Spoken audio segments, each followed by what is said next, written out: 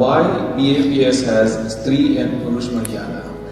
Not just BAPS, you go through any organizations, religious organizations, anywhere in the world, there is some kind of maryada, that is sense of discipline. તમે કોઈ પણ ધર્મ લો તો એ ધર્મમાં આ મર્યાદાઓ છે જ, પહેલી વાત. એટલે દરેક ધર્મ સંસ્થાઓમાં છે જ. બીજું સમાજમાં પણ છે અને તમારા ઘરમાં પણ છે, જેને આપણે મર્યાદા કહીએ.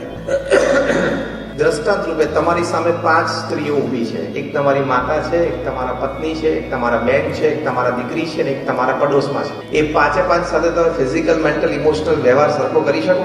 હા કે ના? એ જે તમે ના પાડીને મર્યાદાના આધારે ના પાડી. દરેક જગ્યાએ મર્યાદા જોઈએ, મર્યાદાથી શોભે. અને બધે જ તમે એરપોર્ટ ઉપર જાઓ તો સિક્યુરિટી સ્ક્રીનિંગમાં મેન વિમેન જુદા હોય છે કે નહીં? રેસ્ટરૂમ્સ જુદા હોય છે કે નહીં? Why? To prevent physical or sexual abuse. આ જુદું રાખવામાં આવે છે, સ્ક્રીનિંગ ને બંને.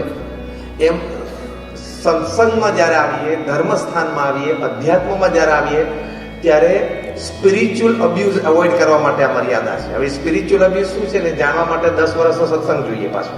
હા, તમને E=mc² બોલો, આઇન્સ્ટાઈનની થિયરી બોલતા બધાને આવડે, પણ એને સમજવા 10 વર્ષનું ફિઝિક્સ જોઈએ. એમાં એક મર્યાદા છે, ધર્મ મર્યાદા છે.